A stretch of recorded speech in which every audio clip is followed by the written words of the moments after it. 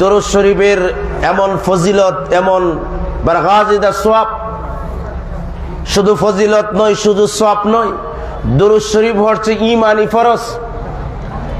দেওবন্দীদের শিরতাজ, আলেম কুল শিরোমণি শাহ ওলিউল্লাহ মুহাদ্দিস দেহলভী রাহমাতুল্লাহ আলাইহি লিখতেছেন, হে বারে ইলাহি, আমার নামাজ, রোজা, হজ, যাকাত তুমি কবুল করলে করতে পারো, না করলে নাও করতে পারো, কিন্তু আমি আশা রাখি, আমি ইয়াকিন রাখি যে আমার সালাত এবং সালাম অবশ্যই অবশ্যই তুমি কবুল করবে, তার উসিলায় আমি তোমার কাছে ক্ষমা পাবো বলে আমি প্রত্যাশা করি। বলেন সুবহানাল্লাহ।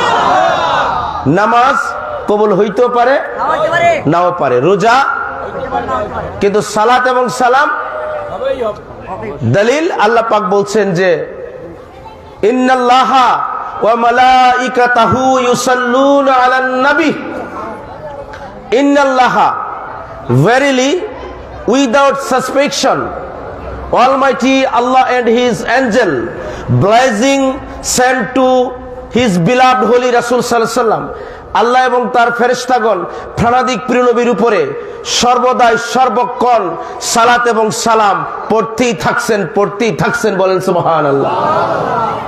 আল্লাহ বলেন, আমি এবং আমার ফেরেশতারা অত্যন্ত ভাব গাম্ভীর্যের সাথে আমার প্রিয় রাসূলের উপরে, প্রিয় হাবিবের উপরে কন্টিনিউয়াসলি আমি সালাত এবং সালাম পড়তেই থাকি।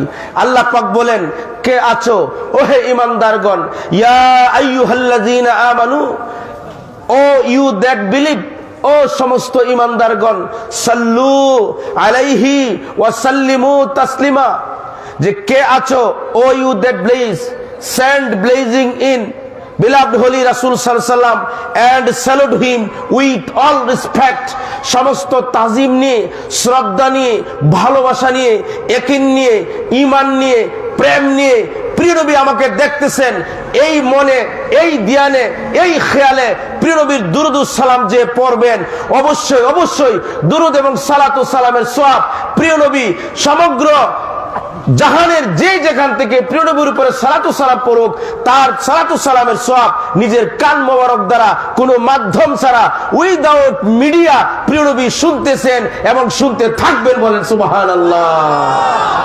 তাহলে সেই দুরূদ শরীফ পড়তে রাজি আছেন কিনা?